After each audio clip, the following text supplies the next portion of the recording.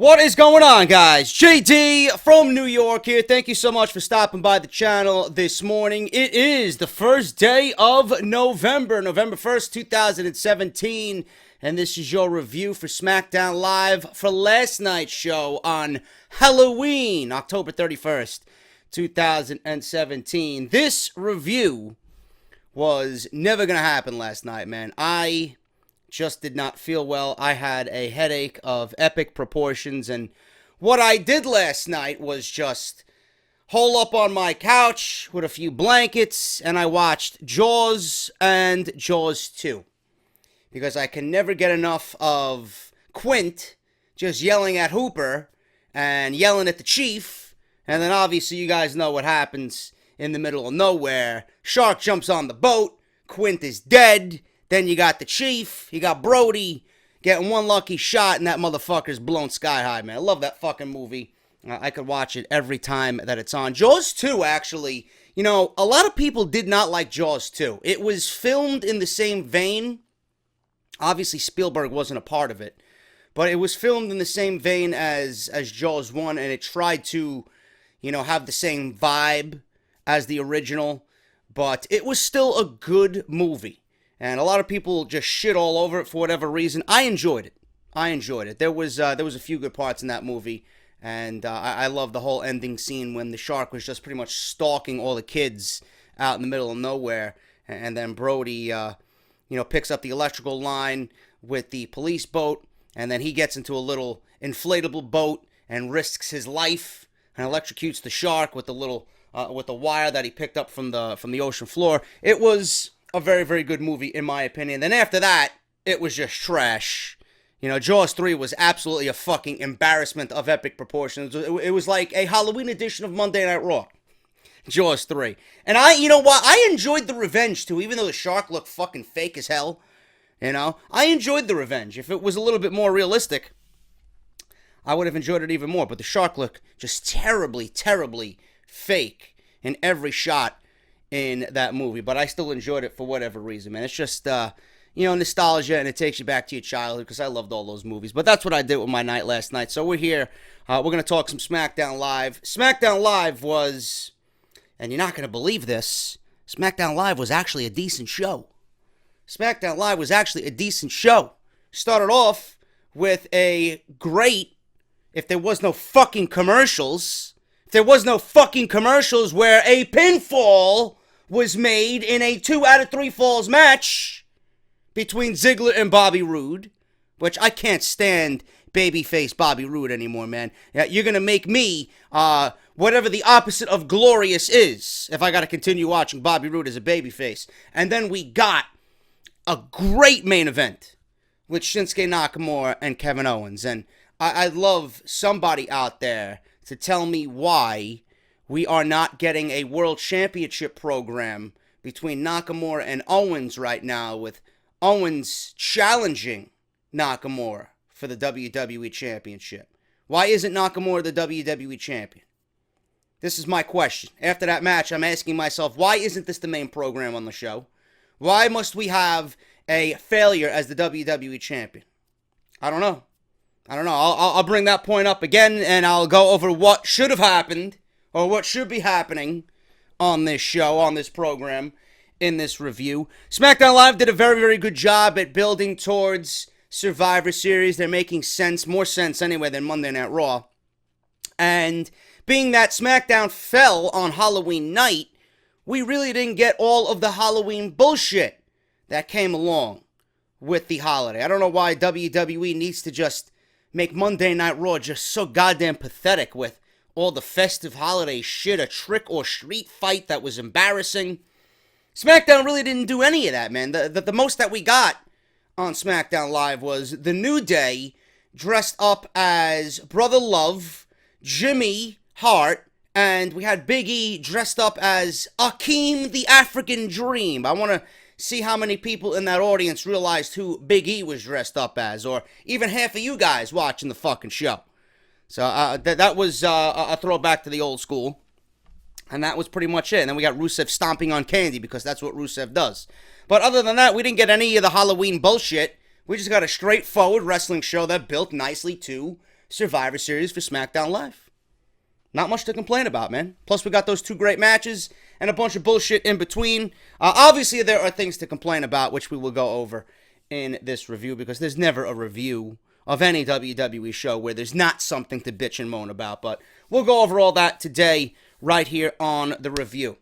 Make sure you guys subscribe down below. Hit that subscribe button, and make sure you guys turn on that bell for all notifications. We are heading towards 85,000, man. I'd love to hit 85,000 before Thanksgiving. So if we can do that, we would give ourselves another 15,000 to go before we hit that elusive 100,000 and we get that silver play button that I've been working my ass off for. So make sure you guys go and do that. Follow me on Twitter, at JDFROMNY206. Thank you guys so very much for all that. If you guys want to support the channel and what I do here and the hard work that goes into this channel and all the videos that are on this channel, patreon.com/JDFROMNY206. Mario Kart will be uploaded several times this week to make up for the lack of uploads that I've given you guys. So Mario Kart gameplay will be ongoing all week. So make sure you guys go and check that out. And then obviously, starting on Thursday night, you guys will be getting off the script early before everybody else, a good 12 hours early. So if you guys want to get in on that, as little as $1 a month, plus you guys get exclusive entry into my Discord chat. Everybody's been talking about WWE in there. There's live reactions to Monday Night Raw in there, live reactions to SmackDown Live. You guys are talking video games, sharing your WWE 2K18 creative characters and universe mode and career mode, all that stuff.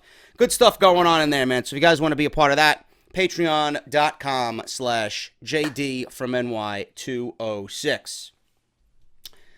We're going to start the review off, man. We got the show starting off with Shane McMahon.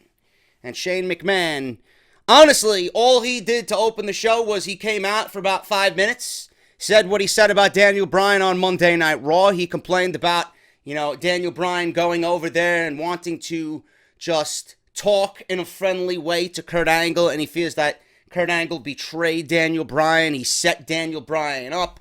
Kane came in, lights went out in Angle's office. Kane came in and chokeslammed Daniel Bryan as a part of the initiative for Raw to get back at SmackDown. So Shane McMahon is now, after all this, and after Kurt Angle has officially been named as the team captain for Team Raw at the Survivor Series, Shane McMahon pretty much says what we all expected him to say, and that he is going to be the team captain for Survivor Series on SmackDown Live. Now, a lot of people have been asking, why on earth did SmackDown Live, the SmackDown brand, lay siege to Monday Night Raw?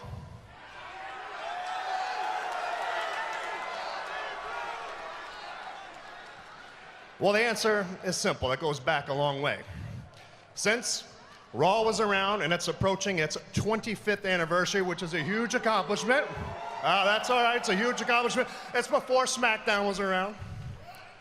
But since SmackDown came on the scene, Raw has always looked at SmackDown as the inferior brand. No, you mean Vince McMahon has always looked at SmackDown as the inferior brand. One thing that we could do, what is the one thing that SmackDown can do to change this perception? Despite all odds, despite the draft, which Raw had double the picks that SmackDown did, we gathered a team, we put Daniel Bryan as general manager. We went live just like we are right now, right here, SmackDown Live, every Tuesday night. Which needed to happen, by the way, because I would not be watching SmackDown Weekly if it wasn't live. We created the land of opportunity, and then that just wasn't yet quite enough. What's the one thing Wait a minute. that we... The land of opportunity? They got to get rid of that shit, man. This ain't the land of opportunity anymore. Maybe after the draft last year, it was the land of opportunity, but following WrestleMania, this has not been the land of opportunity, man, at all. I would even say after the draft, going into 2017, even with the Elimination Chamber, I would say it was the land of opportunity. After Bray Wyatt won the WWE Championship, after he won the WWE Championship, I would even go as far as to say that following Tuesday, where he beat Styles and Cena in a triple threat match. I am going to say that SmackDown Live has just been on the decline since then. It has not been the land of opportunity. They need to get rid of that shit, man. That's just pathetic to even say that. So I don't want to hear land of opportunity ever again for SmackDown Live, because it's been nothing but the land of misery on Tuesday nights. We could do to start to change this perception. So we had a team meeting. We had a lot of the SmackDown roster, and we came up with the idea. The best way to make a statement was to go to Raw, put it under siege, and kick him right in the mouth.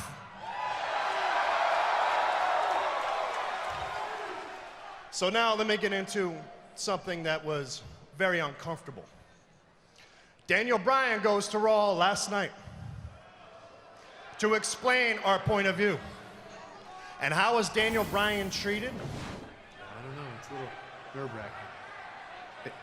nerve-wracking. Now the thing here is they're showing highlights of Bryan and the lights going out in Angle's office. I thought Bryan was there when I was watching Raw last night. Shane McMahon made light of it on Tuesday. I thought Bryan went there to pretty much tell Angle that he was sorry on behalf of Shane McMahon because he did not know what was going on.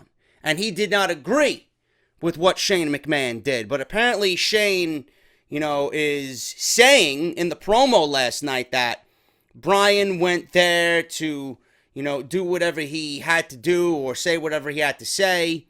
And Shane is coming off as if he knew about it. Or maybe Shane didn't know about it, but now he feels bad after the fact that Bryan was attacked. I don't know what the storyline is, but the week prior there was tension being built up with Shane and Daniel Bryan, where Bryan did not agree with what was going on. And if this continues, and Bryan knows that Raw is going to attack, it's all going to be on Shane McMahon because Bryan did not agree to do it. He had no recollection of it. He had no idea it was going to happen. And if Raw does attack SmackDown Live, which they will when Roman Reigns is cleared to go because he's going to be leading the charge, it will be all on Shane McMahon because Daniel Bryan said, and I quote, it's in his job description. Daniel Bryan, beloved Daniel Bryan, was disrespected. He was locked in an office. He was then, in my view, set up and beat up by his former tag team partner.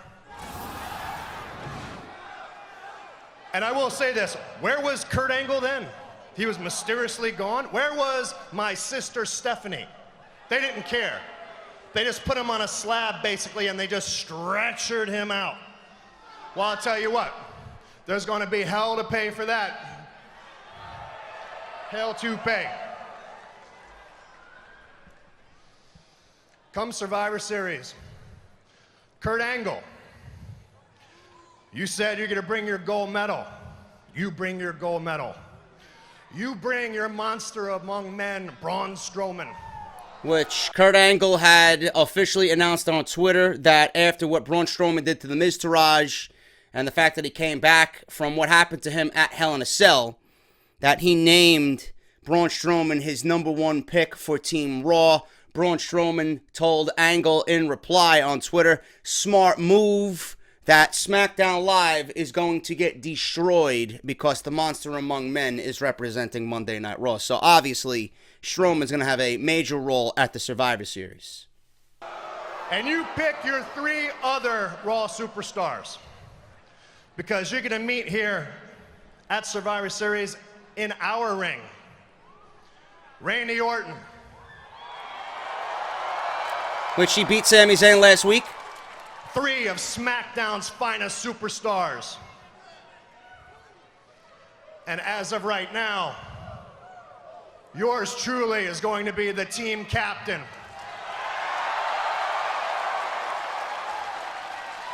And we'll see you in the ring. So enough talk. Let's get down to some action. Let's get this show started. So that was Shane McMahon to open SmackDown Live, officially naming himself the team captain, mentioning Randy Orton is a part of that team. On this show, we got 2 more picks for Shane's SmackDown Live Survivor Series team. Bobby Roode versus Dolph Ziggler was the one that was going to figure out who would advance to Survivor Series. And then obviously with Shinsuke Nakamura and Kevin Owens in the main event of SmackDown Live, that was the other match. As far as Monday Night Raw goes, PW Insider is reporting that alongside Braun Strowman, it will be Roman Reigns, it will be Samoa Joe, and I'm not sure who the last one is. I really can't think of it right now. I know it's Angle, I know it's Joe, I know it's Strowman, I know it's going to be Reigns, and I'm not really sure of the last person that's going to be on that team. But Finn Balor. I think it's going to be Finn Balor that's going to be named to the Survivor Series team. At this point, I wouldn't even be surprised if it's fucking Kane, to be honest with you. Just so that they play up the fact that Strowman and Kane are on the same team and they leave Balor off. I hope that's not the case, but we'll see what happens. But we're going to go over what happened on SmackDown Live tonight or last night, but Shane McMahon naming himself as the captain for Team SmackDown at Survivor Series. Now, the opening match was a 2 out of 3 falls match between Bobby Roode and Dolph Ziggler. This was easily their best match, but it did not come without any complaints. If there's a 2 out of 3 falls match, why must you take a commercial in the middle of a match that has a 2 out of 3 falls stipulation? Why must you take the main stipulation in this match and then have one of those falls take place during the commercial? And I don't want to hear that during the fall there was a commercial in a commercial. I don't want to watch a match that is taking place within a commercial. I don't want to watch it happen like that. I want to actually physically see what's going on with the announcers and the crowd and the reaction. You couldn't take a commercial anywhere else. I would have much rather you taken a commercial, I don't know. I don't give a shit. You could have put something, you could have put another commercial in between the main event. I didn't give a shit. I don't know why you put a 2 out of 3 falls match and you have one of the falls take place within the commercial. I don't like it. It's just stupid. But Ziggler and Bobby Roode obviously went all 3 falls. This was easily the best match that these two have put on. Crowd was finally into whatever Bobby Roode and Dolph Ziggler were trying to tell. Crowd was heavy into Bobby Roode. Finally, for the first time since his debut on SmackDown Live, Bobby Roode needs to turn into a heel ASAP. I hope the first list, or the top priority on their list going into the new year is Bobby Roode turning heel. Please. I cannot stand Bobby Roode as a babyface. He just comes off so much better as a heel, and I don't know why WWE felt the need to change that. Obviously, they knew what they were doing down at NXT. Vince McMahon gotta change because he knows everything. No, he don't. Clearly. So the first fall was a super kick by Dolph Ziggler. They were fighting on the outside. Roode sends Ziggler into the barricade. They get back into the ring. All of a sudden, Ziggler hits a super kick on Bobby Roode for the first fall. Then they go to commercial. So Ziggler is up 1-0 as we go into commercial. During the commercial, we get a second fall, which goes to Bobby Roode. Ziggler was sent headfirst into the ring post. He was knocked out. Bobby Roode was laying on his back. Dolph Ziggler fell right into a pinfall, and Bobby Roode tied it up 1-1. Then this is where things really got good, and this is why I said this was the best match out of all the matches that they had. This was a back and forth. Bobby Roode has a beautiful blockbuster neckbreaker off the second rope, man. Absolutely picture perfect. He's also got a great looking spine buster, too. So Bobby Roode, I hope, has a big 2018. I hope it includes a WWE Championship run because he's that good. I really enjoy Bobby Roode's work. They're in the middle of the ring. Roode blocks a Famouser, and Ziggler is driven into the mat for a close 2 count. Ziggler blocks the glorious DDT, which Bobby Roode tried to finish him off with. Ziggler rolled up for a 2 count there. Instead, after the block, they trade pin attempts, and they went for the same ending that they did during their first match with the reversal after the reversal after the reversal.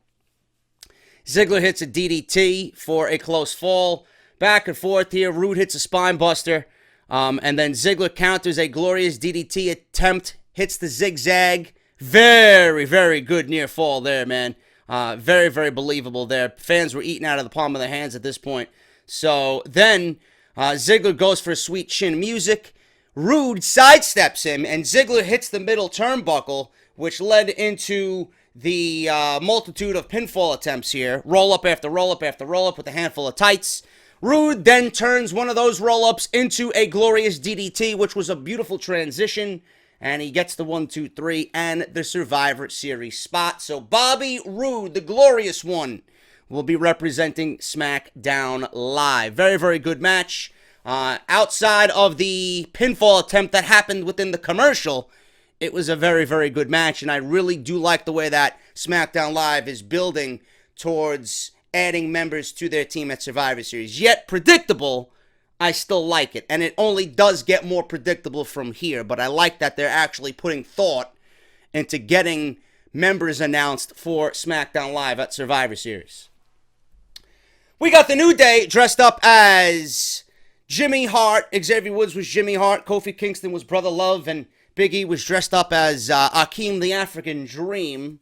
We got Rusev coming in with Aiden English, who says Halloween is a stupid holiday for stupid people. And he takes the candy that was in a little pumpkin head, and Big E was holding this big pumpkin head of candy. Rusev takes it and dumps the candy out and stomps all over the candy. This leads to a match where Big E challenged Rusev to a match on SmackDown Live because he dumped his candy out and stomped all over it. At that point, I was rolling my eyes. I'm like, this is what makes a match nowadays, but I really didn't mind. You know, it was better than anything Raw did for the holiday season, for Halloween on Monday night. So I really wasn't going to do too much complaining.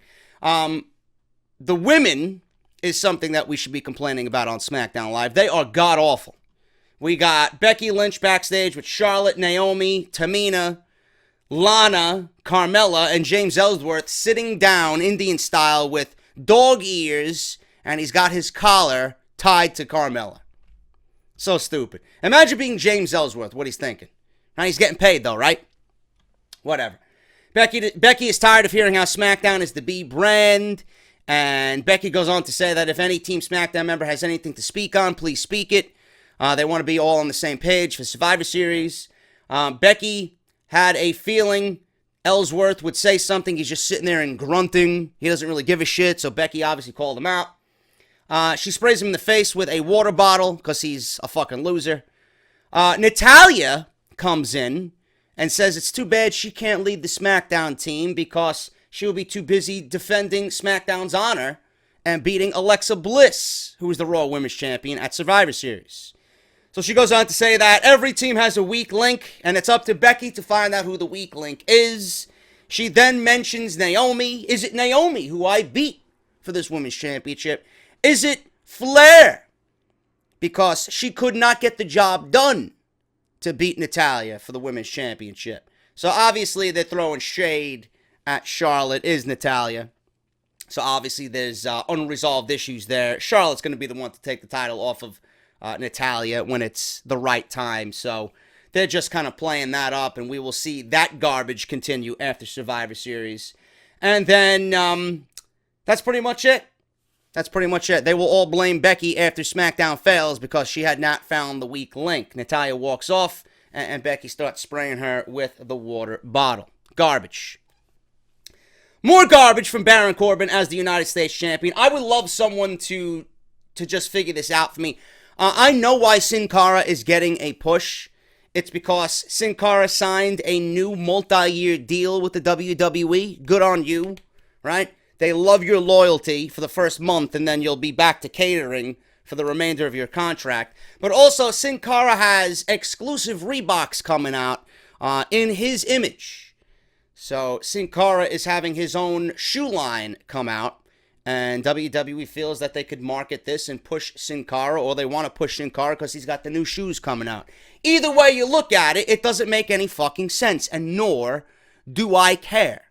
This is not what I expect from the United States Championship, and this is obviously, you know, Baron Corbin. We could see something better from Baron Corbin. Nobody wants to see Sin Cara. How is anybody going to believe in Sin Cara? You want to know what also I'm thinking? Sin Cara is a cruiserweight. What gives Sin Cara the right to fight for the United States Championship, but doesn't give Cedric Alexander the right to fight for the United States Championship, or a Rich Swann, or a Neville who's not even there anymore?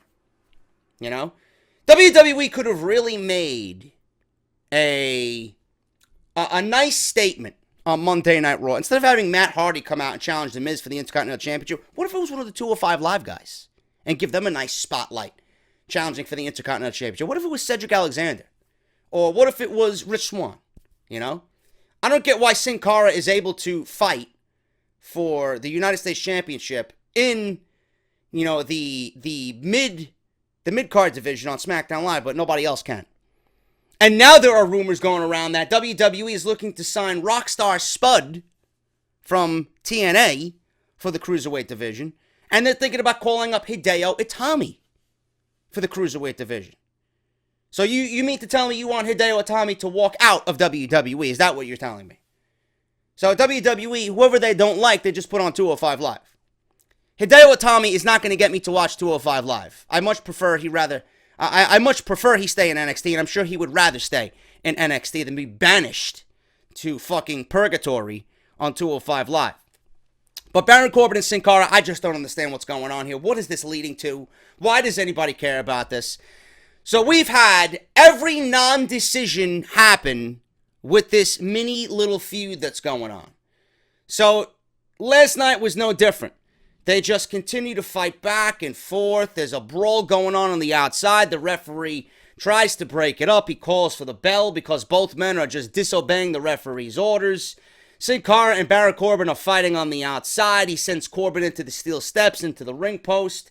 They fight on the announce table. I believe Sin Cara at one point tried to throw the announcer's chair at Baron Corbin, but luckily he got away. He barely got away.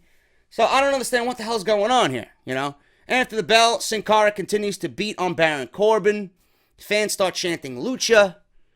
Corbin escaped into the crowd. Renee Young asked what's going on with Sin Cara. Why are we seeing this intensity from Sin Cara all of a sudden? You know? And during the match, Baron Corbin was trying to rip his mask off. That's all Baron Corbin tried to do during this match. Tried to rip Sin Cara's mask off. So Renee Young asked him about it. What's the significance of his mask? Now you're asking me? Now you're asking him, right, about the significance of his mask. How long has he been in the WWE? How long has this character been around in WWE? You know? Now, all of a sudden, you're asking about the significance of his mask. Who cares? If it wasn't a big deal then, nobody's going to give a shit now. Sin Cara says it's a part of him. It represents his family. He's like a superhero to his children when he puts it on. Says Baron Corbin did the most disrespectful thing he could do to a luchador when he tried to take his mask off tonight. Cara said he went through hell to get the mask and he will go through hell to keep it. Give me a break. Nobody gives a shit about Sin Cara at all. Renee Young is backstage with the Usos in a very entertaining segment. But then all of a sudden Shelton Benjamin and Chad Gable come out of nowhere and call out the Usos about their tag team title shot. Please welcome the SmackDown Tag Team Champions, the Usos. What's going on, Guys, we found out last week that at Survivor Series, you're going to be facing the Raw Tag Team Champions, Seth Rollins and Dean Ambrose. How have you guys been preparing for that match? Hey, you know what, Renee? It's the one time out of the year. It's Raw versus SmackDown Live. It's the Day Ones versus the Hounds of Justice. It's champion versus champion. You see something, Renee? We already proved that we got SmackDown Live Tag Division on lock. Now all we got to prove is we're the A team of this so-called B brand. Hey, SmackDown Live is the A show. Hey, come Survivor Series, Raw Tag Team Division, lock down. Hey, Seth, Dean, I hope you're here tonight. Welcome to the Uso Penitentiary. Great fucking tag team, man. I love them. It's funny you guys mention that because you do realize at Survivor Series, it's the Raw Tag Team Champions versus the SmackDown Tag Team Champions. Right. Oh, yeah. And we just had a meeting with Shane McMahon. And next week, we get our opportunity at becoming the new SmackDown Tag Team Champions. Nah, you don't know what he talking about. new. You don't know what he talking It's about. going to be a great match, man. You do speak their language. Let me spit it. Let me spit it for him. Let me spit it for him. When I say oos, y'all say no. Oos. No. Oos. No. When I say you got to, you say go. You got to. Go. You got to. Go. And when I say new, you say tag champs. New. Tag champs. New. Tag champs. Oh! You feeling me on that, Oos? You feeling me on that? Tuesday. Gable, man. Gable is so cheesy that it's so funny, man. But that's going to be a great match. I'm looking forward to that. Now, my only problem with that is this. I wish WWE would save it for after the Survivor Series. Because they got one shot against the Usos, and you know that the WWE is not going to take the tag team titles off the Usos before they go into Survivor Series with a match with Rollins and Ambrose. Because that's the money match. So having the match next week kind of makes it predictable because I know the WWE is not going to take the titles off the Usos. Should be a great match. I just wish WWE would have waited so they give us a little bit more unpredictability after the Survivor Series. That's my only gripe with that. Moving on, man, we got Jinder Mahal, which I don't have. I don't think I have his promo, which I really don't care. I really don't care. Let me see if I can find it. I want to know what this guy said. I actually want to laugh at what he said because I know what he said was pretty funny. I don't think it's on WWE's YouTube channel. No, they didn't post it. I don't know why. Maybe they were embarrassed because whatever he said was completely garbage. So, Jinder Mahal comes out and says that he was unfairly ejected from ringside last week. Jinder says someone should put the same fear into WWE's Universal Champion Brock Lesnar. Jinder mocks Brock and says the fear is setting in. No, the fear is not setting in on Brock. The fear is setting in on all the audience because they think that you're never going to lose this WWE Championship, and it's absolutely fucking pathetic that this guy... You want to know something scary for Halloween? Halloween was last night. I'm going to scare the shit out of you today. You know, Jinder Mahal is WWE Champion now for 162 days and counting. If that's not scary, I don't know what is, man. Just pick your favorite horror movie. That one statistic blows that horror movie away as far as scares go. Awful. Jinder says the Beast will be victimized and conquered at Survivor Series. No, you're just victimizing the entire SmackDown brand by representing it as champion, Jinder. Jinder says he will then forever be known as the Beast Master. Really, Jinder? Are you one of those guys that sits Indian style somewhere in some bazaar, you know, and you play the fucking flute and you got the fucking King Cobra coming out? Is that what you're talking about? You're going to tame Brock Lesnar? Or you're going to fucking put some King Cobra in some trance? What are you doing? How can anybody believe the words that come out of this guy's mouth? Who is scripting this fucking garbage for Jinder Mahal and then expects us fans to believe what this guy is saying? Are you fucking kidding me? He's going to victimize and conquer, and then he's going to beat Brock Lesnar and be known as the Beast Master? Who is that fucking stupid to believe and invest their feelings in this guy and actually believe what this guy says? I'm speechless. So he says tonight there is nothing to fear as he will be ringside as Samir Singh will face AJ Styles in his honor. And then he speaks to his people in Punjabi. AJ Styles interrupted before he even said anything. Thank Christ. AJ Styles versus Samir Singh. This one barely fucking even did anything, man. We get a Styles clash on Samir for a fast win. After the match, Jinder and Sunil attack AJ. Jinder is just pounding away on AJ Styles with lefts and rights. Fans chant AJ Styles. Styles then gets double teamed. Jinder launched him into the ring post, ribs first. Jinder then delivers a kalash. He raises the WWE Championship over AJ Styles. He then exits the ring and then goes back into the ring to deliver another kalash, which he delivered fucking awful, by the way. And that was pretty much it. He starts leaving the ring again and starts talking trash about AJ Styles and Brock Lesnar. Jinder Mahal is the modern-day failure Raha. The guy sucks. And he will continue to suck, and I will say that every single week until he loses the WWE Championship. Rusev and Big E. This was actually a fun match, man. I know it was all in the fun of Halloween, but I like where this is going, man. Big E and the rest of the New Day could have new opponents lined up for the time being in Rusev and Aiden English, man, and it would lend to what Xavier Woods told me when I met up with him and I asked him about the tag team division and there being more competition in the tag team division. Rusev and Aiden English could be the ones to be put over by the New Day here as they build or rebuild the tag team division on SmackDown Live. Now, Big E went for the big ending here towards the end of the match. It was blocked. Rusev ends up stunning Big E with a kick to the head. Rusev charges at Big E, but Big E drives him into the mat with a Uranagi. Countered that big, looked like a spear. He got him with a Uranagi. Aiden English all of a sudden gets on the announce table, starts singing for Rusev Day to provide a distraction. Woods then comes over and interrupts with Francesca. So Woods turns his back, walks away. English jumps off the table, takes him down. Kofi stares at Aiden English. They start chasing him. English then retreats into the ring to avoid Kofi. Referee gets obviously distracted at this point. Big E hits Aiden English with the big ending.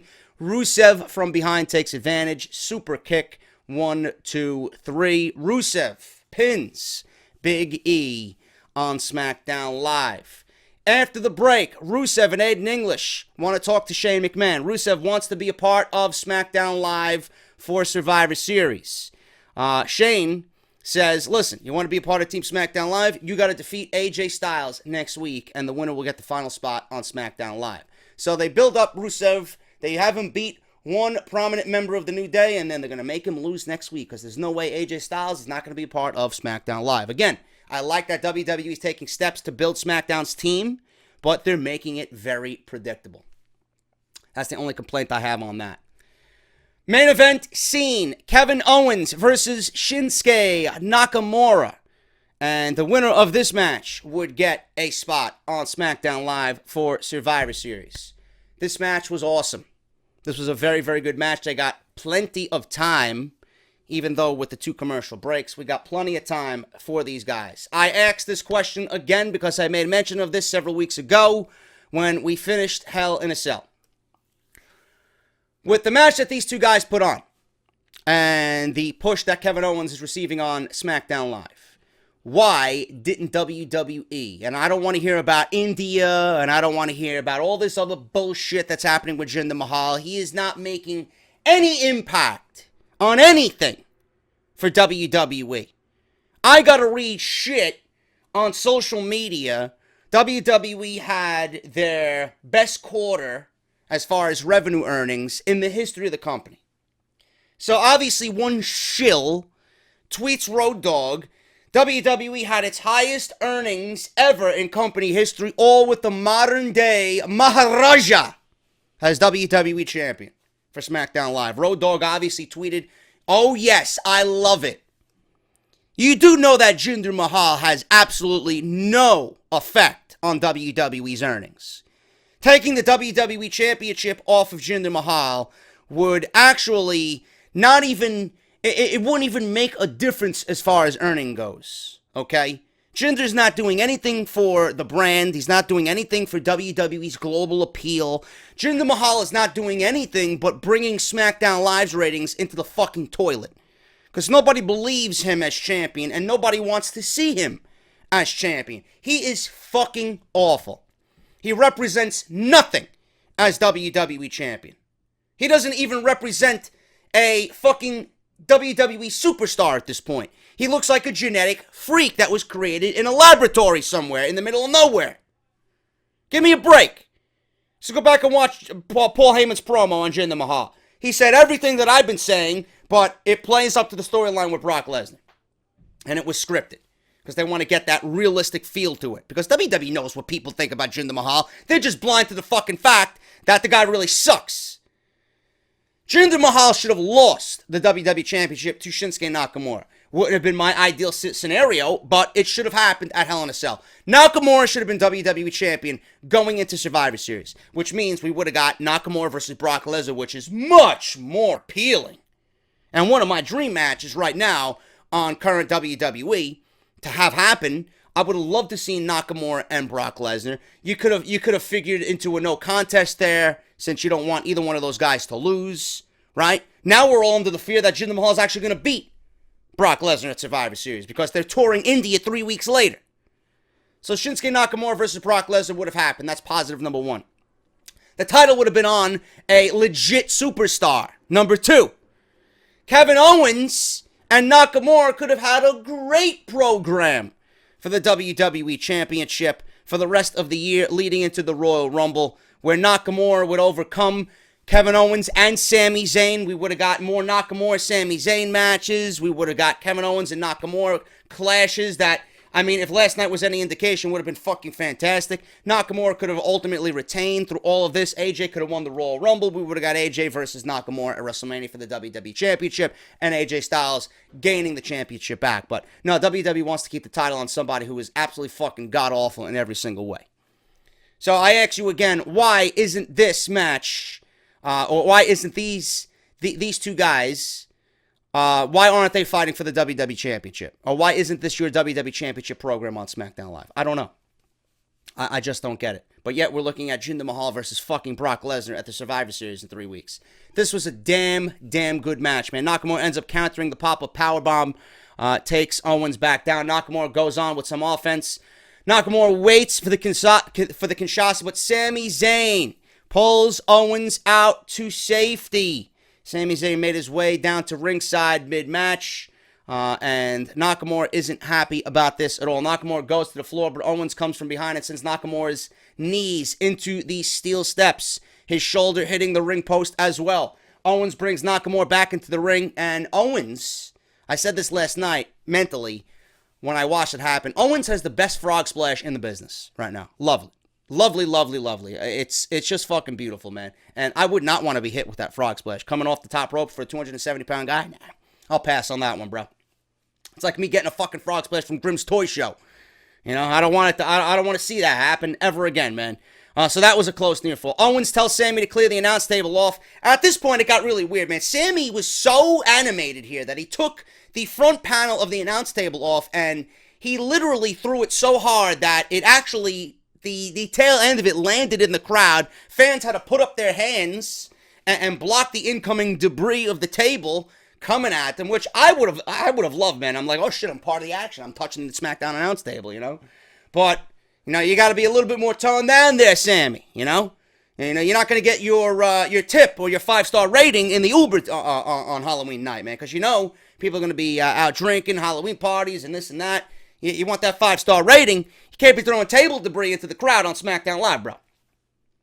So he is clearing off the announce table. Randy Orton's music hits. He comes down. Sammy and Owens look at the ramp waiting for Orton. Obviously, Orton's not going to come down the ramp. He's going to come out of nowhere, and that's exactly what he did. He comes through the crowd. He suplexes Sammy on the announce table. Nakamura took advantage, nailing Kevin Owens in the jaw, then hitting a terrible-looking Kinshasa, man. You could tell when the Kinshasa is good, when Corey Graves is really animated with it. He kind of half-assed Kinshasa last night on the announce table, or on commentary. But he did hit the Kinshasa for the pin. Nakamura gets the 1-2-3, and he gets the 4th spot on Team SmackDown at Survivor Series. So at this point, it's really looking like Sami Zayn and Kevin Owens are going to fuck over SmackDown Live at the Survivor Series, because they're not really going to play a vital role in that match.